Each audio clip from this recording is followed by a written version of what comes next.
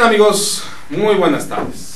Bienvenidos a este su programa, Si yo fuera servidor público.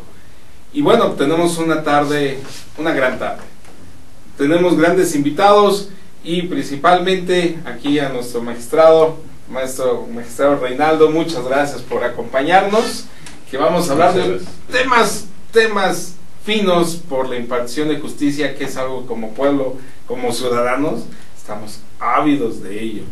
Y bueno, no podemos dejar de tocar uno de los temas también trascendentes que nos pegan los bolsillos. ¿Cuál es?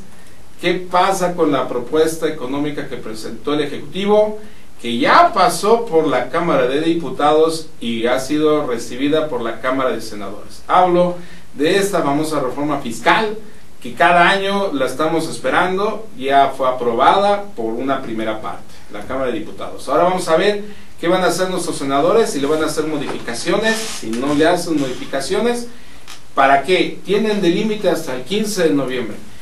Esperemos, y como se está manejando, cuenta Radio Pasillo, que ya casi está autorizada, pero no me hagan caso a mí. Vamos a ver qué hacen nuestros senadores. Lo que sí les podemos adelantar, amigos, es que vienen reformas trascendentes en materia de las revisiones electrónicas, en materia de las facultades que tiene la autoridad para revisarnos. Hay temas muy específicos, amigos, que le incumben a todos y cada uno de nosotros, a usted que está comiendo, a usted que está en el trabajo, a usted que ahorita nos está escuchando con su computadora, porque la figura de discrepancia fiscal se va a poner de moda. ¿Qué estoy hablando de la discrepancia fiscal?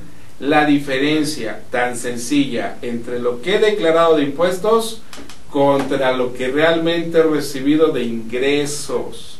¿Y cómo lo va a hacer la autoridad para poder cotejar? Tiene información la cual está siendo proporcionada por sistema financiero, por muchos medios como los notarios, proveedores y sobre todo un elemento muy importante, los comprobantes fiscales digitales por internet, o conocidos como CFDIs. Sí, cada que usted hace un gasto y solicita un comprobante, o si llega a un centro comercial y no solicita el comprobante pero pagó con su tarjeta de crédito, esto queda ya, hay un historial, queda resguardado.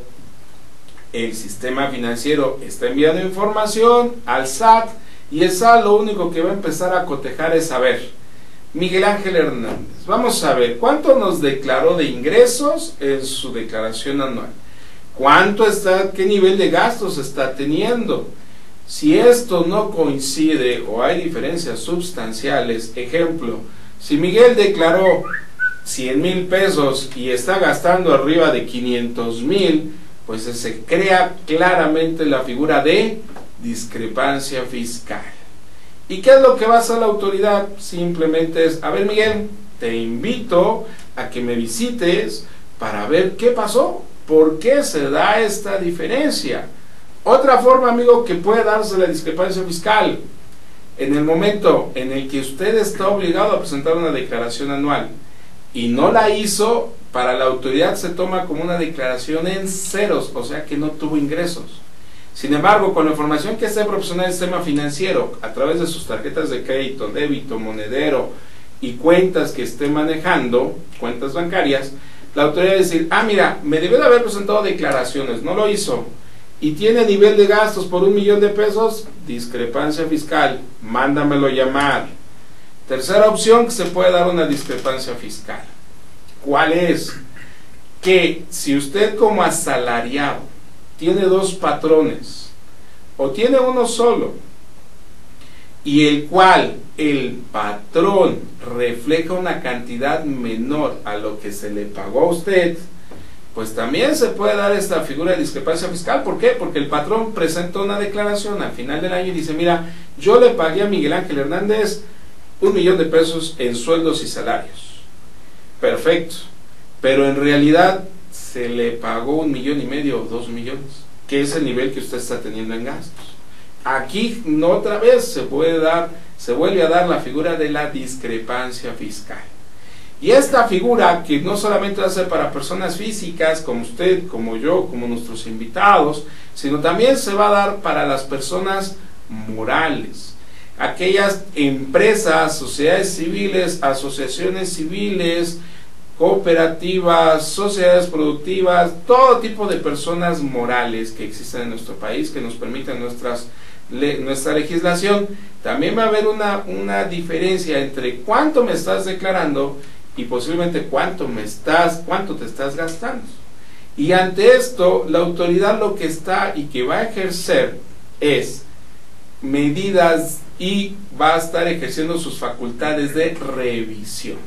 No olvidemos que en 2016 también empieza la figura de la contabilidad electrónica. ¿Qué es esto? Todas las personas morales van a estar obligadas a enviar su contabilidad mes a mes. Oye Miguel, pero yo estoy amparado. Oye Miguel, pero fíjate que me dijeron que no le envíe. La obligación empieza a partir del 1 de enero para la mayoría de los contribuyentes. Algunos ya empezaron este año, aquellos que tuvieron más de 4 millones de pesos en el 2013, ya empezaron a enviarla a partir de este año. Todos los demás empezamos en 2016. Oye Miguel, ¿y las personas físicas? Ponte atento con tu contador, porque también vas a tener que estar utilizando el esquema, pero a través posiblemente de una figura que se llama Mis Cuentas. Entonces imagínate, amigo, el cual con la contabilidad electrónica que estemos enviando, con la información que estén proporcionando los bancos y con las declaraciones que estemos presentando, la autoridad tiene la información para poder generar y manifestar cuando se dé la discrepancia fiscal. ¿Qué va a pasar en 2016 y por qué lo estamos augurando sin tener ninguna bolita de cristal? Porque si vemos dentro de la ley de ingresos que ahorita ya fue aprobado por la Cámara de Diputados, hay un aumento sustancial en materia de obtención de recursos en la ley del impuesto sobre la renta.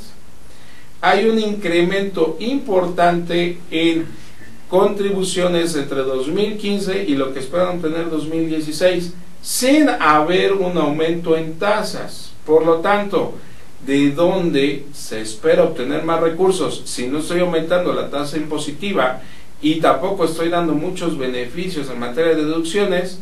Pues a través de las facultades de revisión. ¿Qué es lo que nos dice y no nos dice la reforma fiscal? ¿Por qué digo que nos dice y no nos dice? Porque textualmente no nos indica que van a aumentar las facultades de revisión, pero interpretamos que van a aumentar por este incremento en recaudación de impuestos sobre la renta. Por lo tanto, amigo, ¿qué te recomiendo? A ti que eres empresario, a ti que tienes un pequeño negocio, a ti que eres empleado, que estás en una empresa y que estás bajo el régimen de sueldos y salarios, acércate con tu contador de confianza, o si tú mismo llevas tu contabilidad, revisa bien la información que vas a presentar y que has estado presentando a la autoridad, porque los medios electrónicos han agilizado totalmente la información. ¿Y esto a qué nos lleva? A que la autoridad tiene los elementos para, a final de cuentas, cobrarnos. Oye Miguel, ¿eso está mal? No, no está mal. Todo gobierno requiere recaudar. El problema es que en este país, pues nuestra tasa de recaudación es muy pequeña, por los pretextos y las cosas que mencionamos hace 2 programas. Muchos empresarios dicen, yo no pago. ¿Por qué? Porque mi dinero va a caer en ciertas cuentas bancarias, porque no se va a aplicar, etcétera, etcétera, etcétera. Pero si llega la autoridad y te pide aclaraciones, pues esos no son los argumentos con los cuales te va a soltar. Te va a decir la autoridad, tú me tuviste que haber pagado, me debiste haber pagado y no lo pagaste, ahora págame. Págame esas contribuciones que estamos obligados a través de la Constitución, artículo 31, fracción cuarta, todos a contribuir. ¿Nos gusta pagar impuestos? No nos gusta pagar impuestos. Es natural, es normal. Sin embargo, existe una obligación constitucional de hacerlo. Y existe la sanción, que si no lo hacemos, podemos ser acreedores a estos. Y esta sanción puede ser desde una sanción económica hasta una sanción de tipo personal. ¿Qué es esto? Puede llegar sí a una sanción en el cual pues también te puedes ir a algún reclusorio cercano a tu casa, porque también la Suprema Corte permite que te vayas a un reclusorio cercano para que tengas las visitas familiares. Pero no se trata de eso ni se trata de espantar. Lo que te pido es, con este comentario, Ten en cuenta que la información contable se vuelve trascendente. Muchos me dirán, Miguel, no ha pasado nada, no he presentado declaraciones en los últimos 10 años y no ha pasado nada. La diferencia, ¿cuál es, amigo?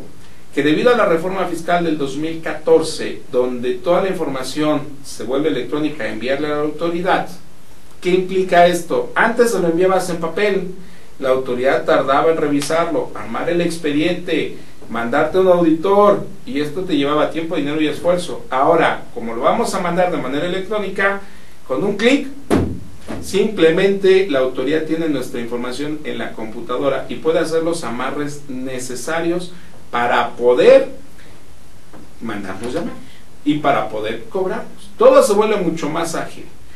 ¿Qué te invito? ¿Qué te propongo? Acércate a tu contador de confianza y no te despegues de nuestro próximo programa.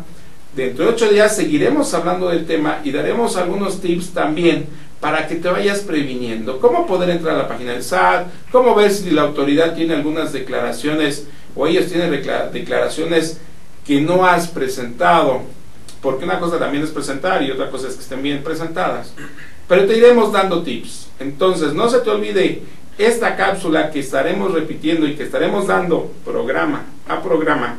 No se te olvide, vamos a empezar con ellas y estaremos hablando precisamente para que te cuides. Te cuides como contribuyente y recuerda, mientras más preparados estemos ante una revisión fiscal, mejor librados podremos salir de esta. Y a final de cuentas, amigos, ten en cuenta que estamos próximos a cerrar el año. Es momento de que te vayas preparando y asimismo, pues bueno, vayamos empezando a cerrar el ciclo.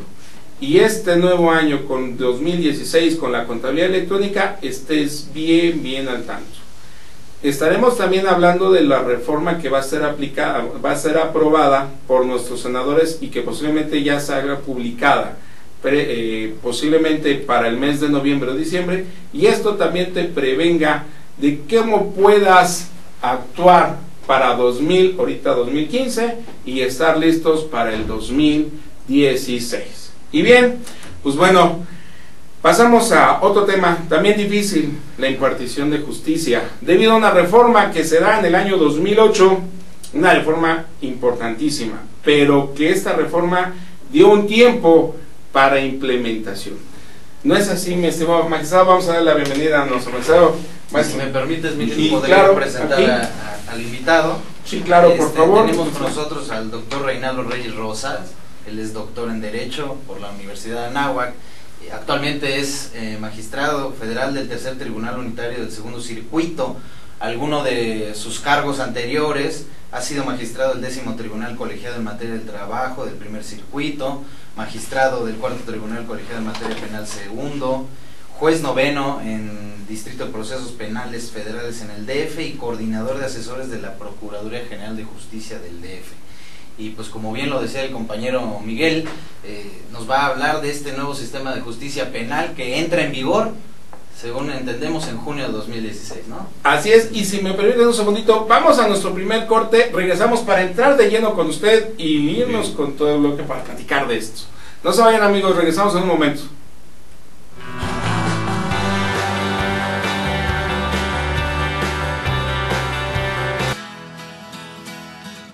Tu propio negocio.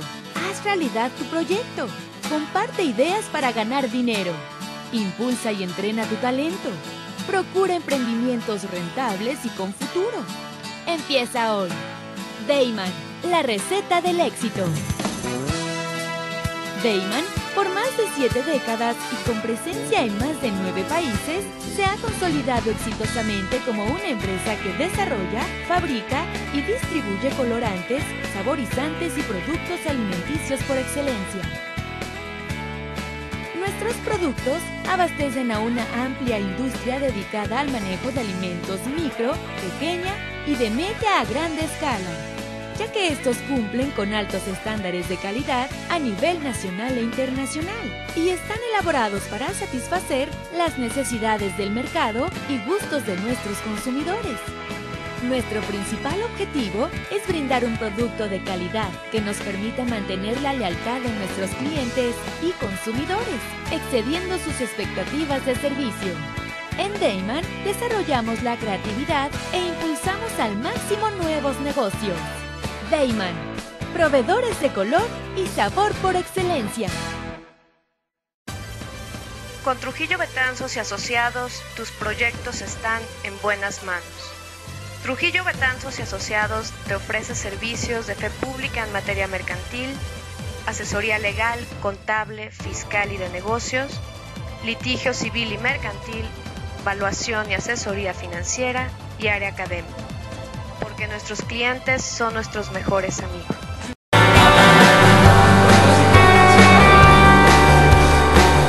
Entonces vamos rotando las preguntas. Sí. Bien, amigos, regresamos. Y bueno, pues vamos a platicar, señor magistrado, de esta reforma y que está próxima a entrar. ¿Qué nos podría hablar así rápidamente, un panorama general para que nuestros amigos y todos nos pongamos en sintonía? Porque tenemos muchas dudas, pero por favor. Bueno, antes que nada, muchas gracias por haberme invitado. Y sí, desde luego, esta reforma constitucional que surge en el 2008 cambia toda una visión del proceso penal. Yo en lo particular espero, y todo el Poder Judicial, los que formamos parte, jueces y magistrados, estamos comprometidos en el estudio y estamos desde nuestra trinchera, pues irnos adaptando a este proceso penal. Tiene sus bemoles en cuanto a que, por la experiencia que por ejemplo un servidor tiene, hay figuras procesales que inquietan a la ciudadanía, sobre todo pues los principios que rigen este proceso penal, la inmediación, por ejemplo, el principio de inmediación, la publicidad, la concentración, la continuidad del procedimiento. Pero la inmediación es un punto muy importante porque han existido ya criterios de algunos tribunales que aplican, por ejemplo, exigen ese principio a una fase diversa a la etapa del juicio oral. El proceso tiene tres audiencias, tres fases fundamentales: la relativa a la investigación, una fase intermedia y la fase fundamental del juicio oral. Esa fase fundamental del juicio oral pues tiene su sustento, su regulación en el artículo 20, apartado A, y en las primeras fracciones de ese apartado A todo se circunscribe a la etapa del juicio oral, regida por esos principios que acabo de mencionar, y sobre todo el de inmediación. Cambia toda la dinámica entonces, porque de un juicio tradicional que llevamos, contratábamos un abogado, tenemos un problema, contratamos un abogado, la contraparte contrataba a su abogado, le presentamos el caso a ustedes y ustedes determinaban. Ahora va a ser un juicio oral como los damos en la televisión. Así es. Cambia el desarrollo de la contienda. La parte sustantiva del proceso del derecho penal sigue siendo la misma. Cambia el desarrollo. ¿Cómo se va a desarrollar esta contienda? Esa contienda es un principio, un sistema penal acusatorio adversarial, oral. La oralidad como una forma de entendimiento y la inmediación como una forma de percepción. ¿Por qué? Porque el titular, el juez de control, el juez los jueces de la audiencia del juicio oral van a tener contacto directo, no tan solo con las partes, sino con los medios de prueba y la prueba en sí. Esto significaría que se trata de hacer más humano el proceso legal, digámoslo así, es decir, lo oral como un medio eficaz, que es la palabra, para poder llegar a ese entendimiento y quitar un poco la burocracia, o no tiene nada que ver en ese sentido. Tiene que ver mucho con eso. Mire, esta reforma constitucional, desde mi particular punto de vista, Desde luego que van a encontrar opiniones adversas a lo que yo pudiera decir en esto. El juicio, en un principio, este proceso penal tiene como precedente la lentitud en los procesos penales que actualmente existen. Hay una lentitud que se explica y pudiera hallar justificación, pero esto hallaría justificación en la falta de recursos humanos y materiales. Hace falta jueces, hace falta toda instrumentación para que los juicios no sean largos. Yo en lo particular, como juzgador en materia federal, los delitos son de otra índole, son de interés nacional, todos son de interés nacional, pero estos son de especial de importancia fundamental: delincuencia organizada, operaciones con recursos de procedencia ilícita, actualmente las privaciones de libertad, tienen sus matices, delitos contra la salud, los relativos a la Ley Federal de Armas de Fuego y Explosivos. Todos tienen ciertas características y la población, la ciudadanía se queja de que son muy largos. Creo que son necesariamente largos. Es que hablar y precisamente de los delitos federales no es fácil, y precisamente cuando hay involucrados, pues se tienen que conocer a fondo y tratar de tener todos los elementos para saber si son culpables o inocentes. La perspectiva de conocer a fondo como búsqueda de la verdad ha cambiado con ese nuevo sistema. Mi particular punto de vista es que debe partirse del establecimiento de una verdad. Pero volviendo a lo que dice el amigo Sergio, sí, tiene como precedente, como pauta, la inconformidad ciudadana en cuanto a la lentitud en la impartición de justicia. ¿Cuál es la salida? Los medios alternativos de solución de conflictos. Procedimiento penal abreviado. Puede cuestionarse desde el punto de vista ético porque, ¿por qué no decirlo? Es una renuncia del Estado a impartir justicia, a encauzar la contienda, a que las partes negocien, ojo con la palabra que estoy utilizando, a que lleguen a una solución. Lleguen a un acuerdo. Creo que es la constitucionalización del copelas o cuello, aquella frase que salió en los medios de comunicación. ¿Por qué? Porque el Ministerio Público tiene la titularidad de este procedimiento abreviado. Y fíjese que uno de los problemas, la percepción de mucha de la población, es que precisamente cuando hay un problema que nos lleve a un juicio, a veces la lentitud, muchos desisten porque se pasa muy lento, otros dicen, oye, la impunidad. ¿Qué pasa si yo denuncio, yo persigo, yo busco dar esa justicia y de pronto por impunidad queda libre o no se cumplen ahora con el debido proceso como se le conoce, llega a salir o no se encuentra esa justicia? Y eso es mucho de la impotencia que también sienten mucha población, el tema de la impunidad que sienten. Bueno, la reforma es muy formalista desde el punto de vista del proceso penal, es decir, lo relacionado a la administración de justicia, pero es muy pobre en cuanto a la investigación de delitos, en cuanto a la persecución de delitos. Es toda una estructura encaminada al proceso penal. La investigación y persecución creo que no está debidamente reglamentado y constitucionalmente preestablecido.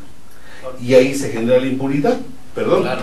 ¿Por qué? Porque cuando se llevan los asuntos a un proceso penal, la contienda surge, pero la acusación desde la acusación es ineficaz, es insuficiente, producto de operadores encargados de la investigación de delitos impreparados y no conocedores de la naturaleza de los hechos y mucho menos del delito. Doctor, decía hace un momento, hacen falta jueces. Esta parte, sobre todo esta reforma, incentiva o hay algo en ese aspecto para que haya más jueces y como Sí. bien decía, Pues y bien preparados también, porque creo que ese es otro tema, qué tan capacitados están los jueces que tenemos actualmente para poder desarrollar esto, y bueno, pues que nos hacen falta más jueces. Afortunadamente el Consejo de la Judicatura Federal, que nos concierne al Poder Judicial Federal, ha estado muy preocupado en esto, ¿verdad? Y esa es una actividad, hay cursos, multiplicidad de cursos encaminados a la preparación de nuevos jueces y encaminados también a la preparación de jueces y magistrados, que ya conocemos el proceso anterior y que nos vamos a enfrentar con este nuevo sistema penal acusatorio y oral. Digamos que hay una gran oportunidad de trabajo ahí para ser juez, por así decirlo. Pues, digo, para los que estudian Derecho y a lo mejor... Pues yo creo que pues sí, yo creo, considero así, no tengo un porcentaje, un quantum de cuál sería el número para satisfacer las necesidades de la población y para satisfacer las necesidades profesionales de aquellos que están estudiando Derecho, pero sí, se nos presenta un panorama muy incierto, pero que creo que depende de nosotros como jueces, magistrados, de prepararnos, de enfrentarnos y paulatinamente a través del ejercicio jurisprudencial ir transformando en su eficacia, para hacerlo más eficaz, este nuevo Código Nacional de Procedimientos Penales. Tiene sus bemoles este nuevo código. Señor magistrado, por ejemplo, una de las cosas que nos quejamos mucho en mi área, que es la parte contable, es que no hay una consulta directa o como cuando quisiéramos que se nos consultara ante la propuesta de una reforma. A ustedes como magistrados, como impartidores de justicia, cuando se haga la reforma, ¿sí hay esta sinergia o no más se dio en algunos puntos?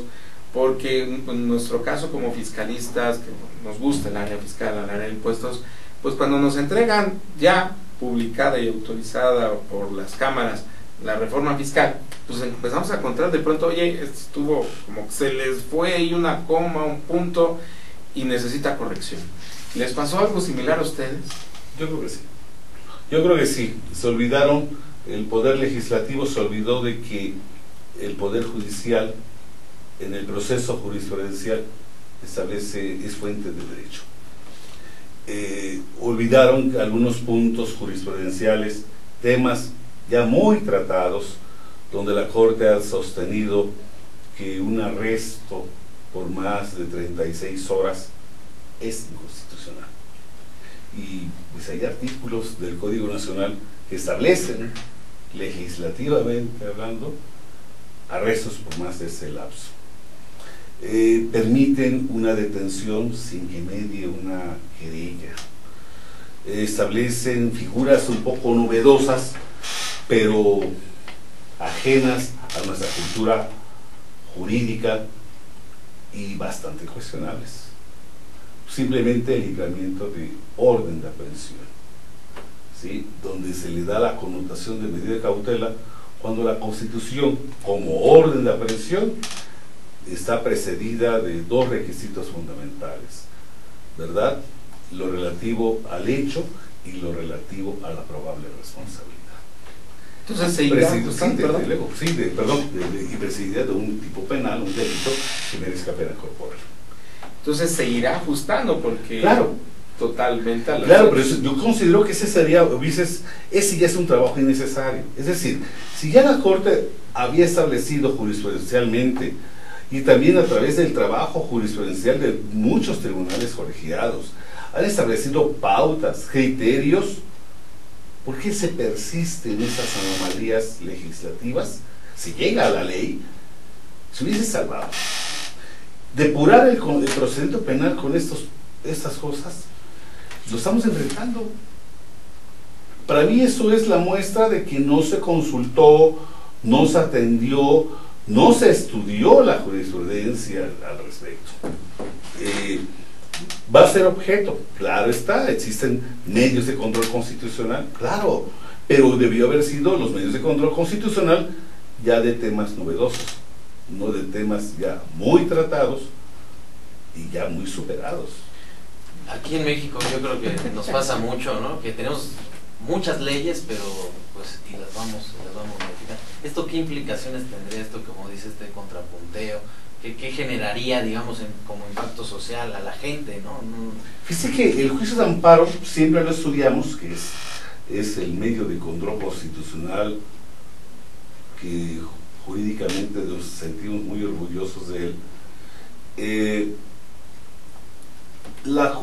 Partía de la base de una cultura de la impugnación.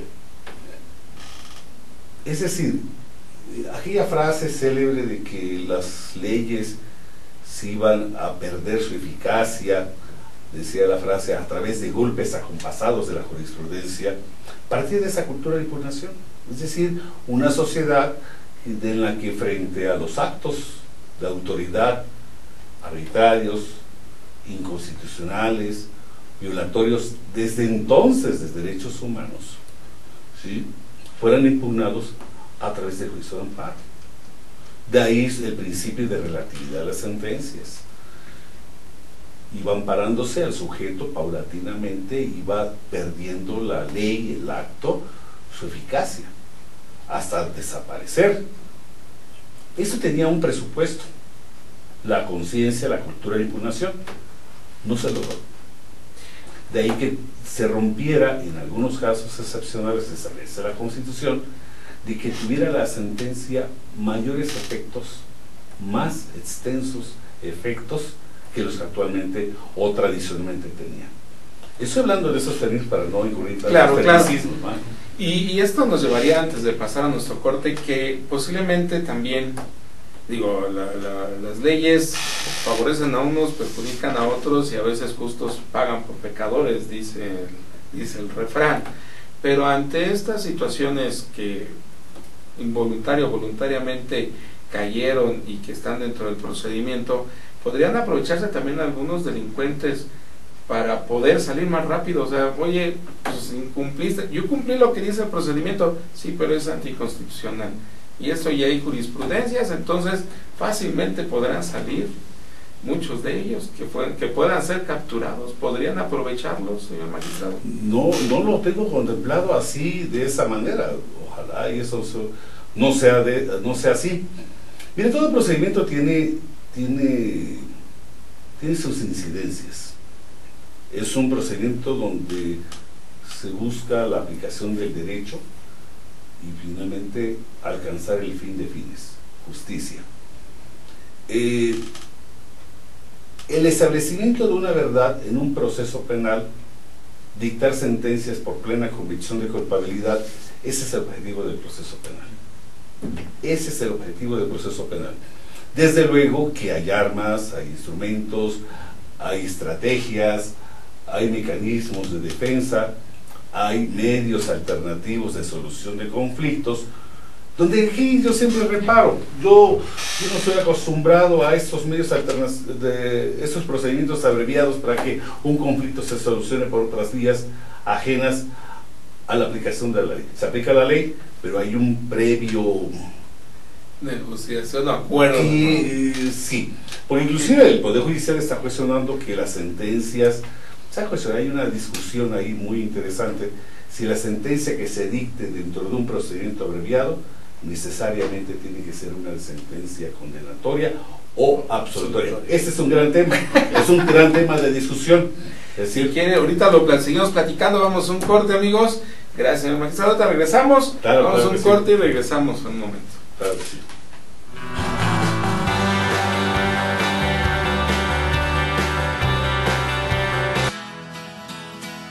Crea tu propio negocio. Haz realidad tu proyecto. Comparte ideas para ganar dinero. Impulsa y entrena tu talento. Procura emprendimientos rentables y con futuro. Empieza hoy. Dayman, la receta del éxito. Dayman, por más de 7 décadas y con presencia en más de 9 países, se ha consolidado exitosamente como una empresa que desarrolla, fabrica y distribuye colorantes, saborizantes y productos alimenticios por excelencia. Nuestros productos abastecen a una amplia industria dedicada al manejo de alimentos micro, pequeña y de media a grande escala. ya que estos cumplen con altos estándares de calidad a nivel nacional e internacional y están elaborados para satisfacer las necesidades del mercado y gustos de nuestros consumidores. Nuestro principal objetivo es brindar un producto de calidad que nos permita mantener la lealtad de nuestros clientes y consumidores, excediendo sus expectativas de servicio. En Deiman desarrollamos la creatividad e impulsamos al máximo nuevos negocios. Deiman, proveedores de color y sabor por excelencia. Con Trujillo Betanzos y Asociados, tus proyectos están en buenas manos. Trujillo Betanzos y Asociados te ofrece servicios de fe pública en materia mercantil, asesoría legal, contable, fiscal y de negocios, litigio civil y mercantil, evaluación y asesoría financiera y área académica, porque nuestros clientes son nuestros mejores amigos.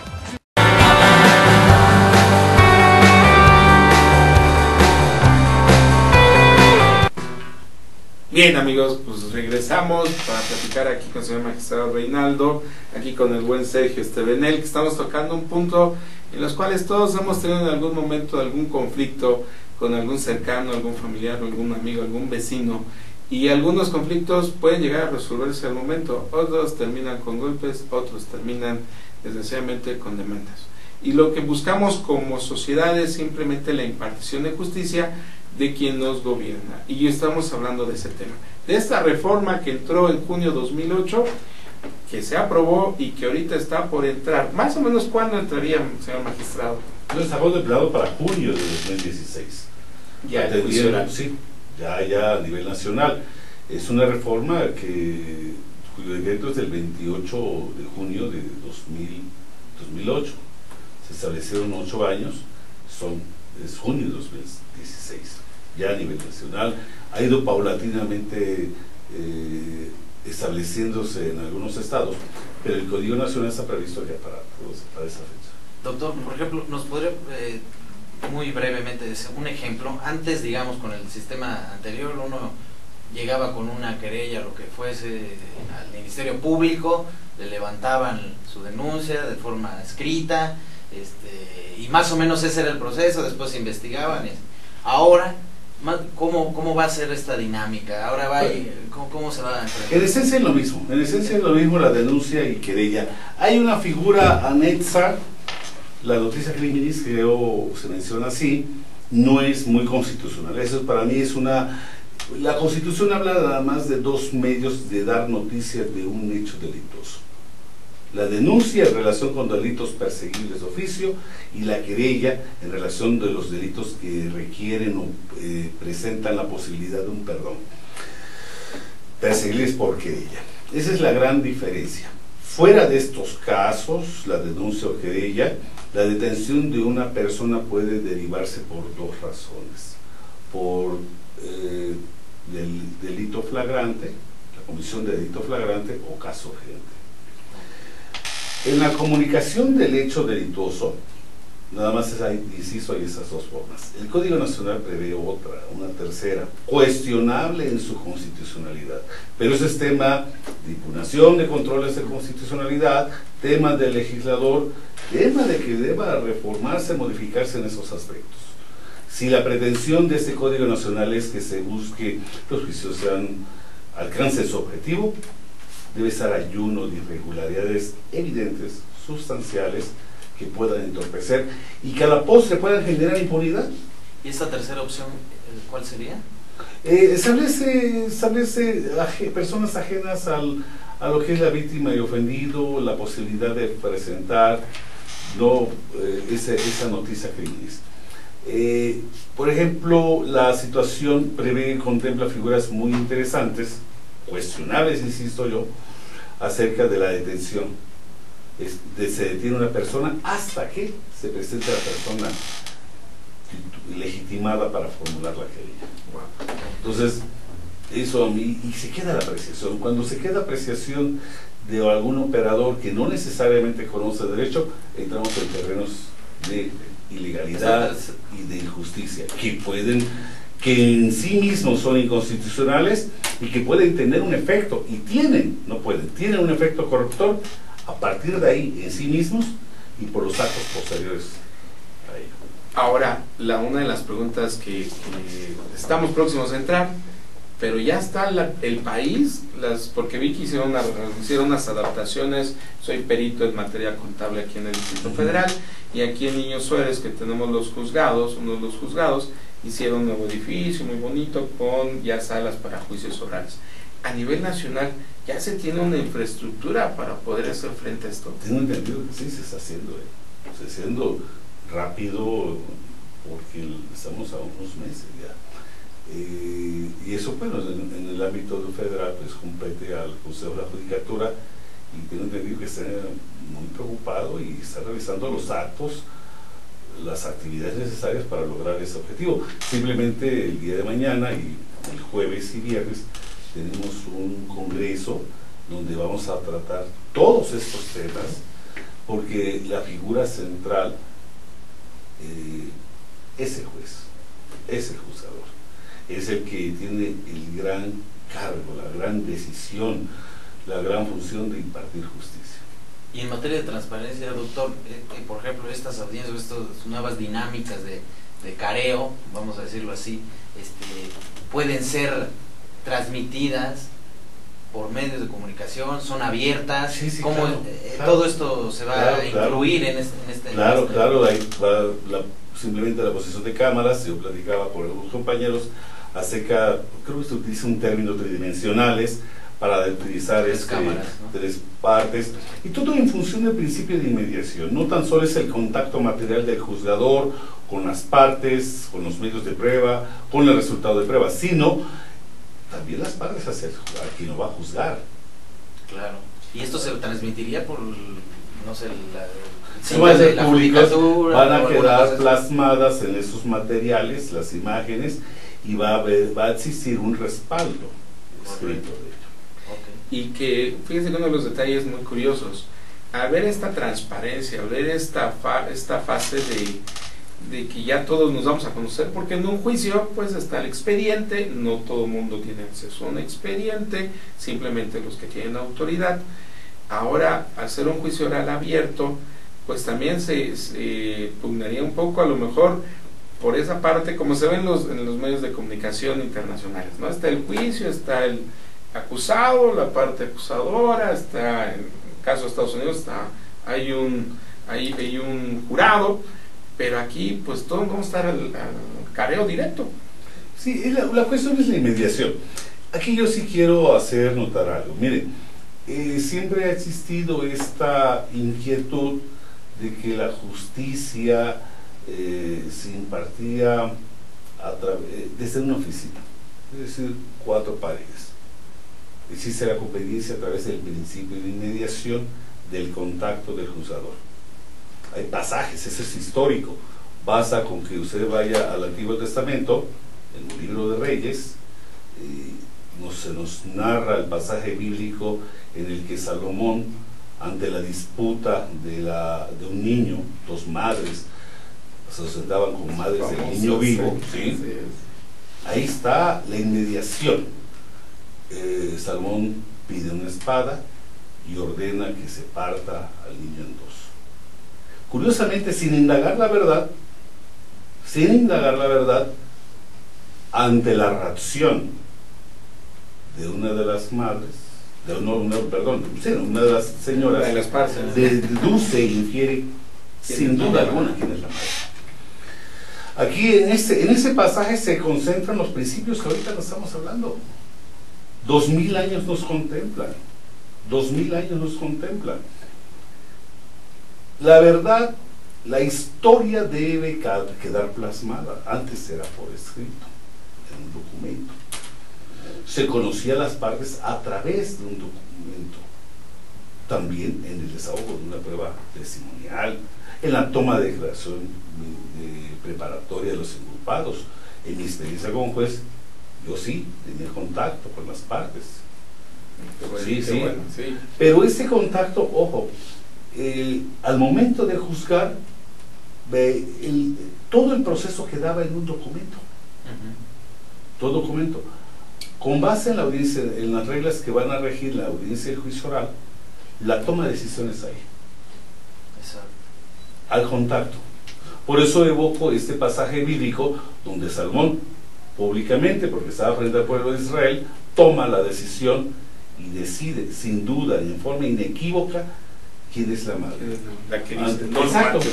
Y no hubo un proceso de indagación, ¿eh? ¿No? Y aquí es muy interesante porque en términos de qué es la verdad y cómo se busca la verdad o cómo se parte de una verdad preestablecida.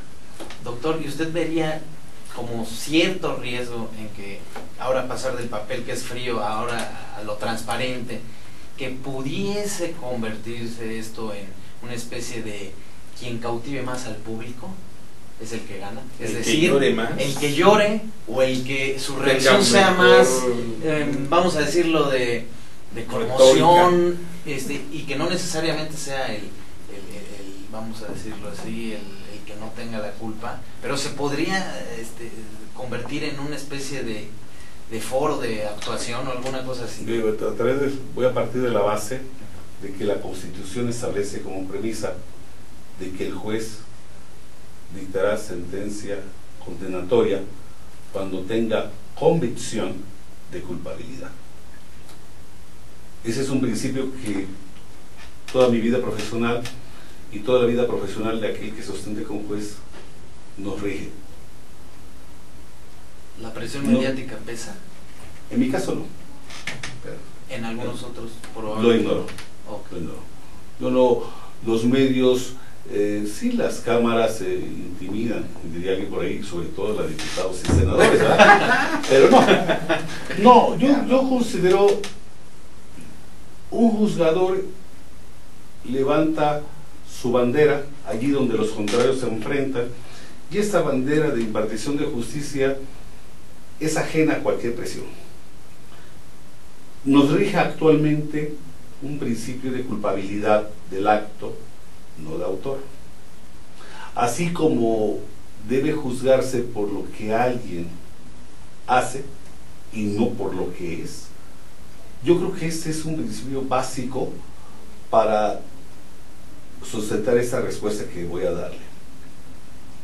No considero que se juzgue por actuación. La convicción de culpabilidad va más allá de una elocuencia, va más allá de una mirada, de gestos. En el pasaje no se decide por gestos, se decide por una razón natural.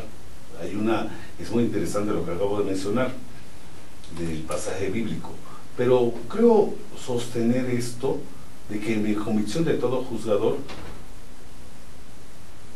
debe ser plena y en torno a la culpabilidad del acto, no de autor. No se juzga si eres moreno, flaco, alto, si vienes de tal extracto social, si tienes un antecedente de esa índole.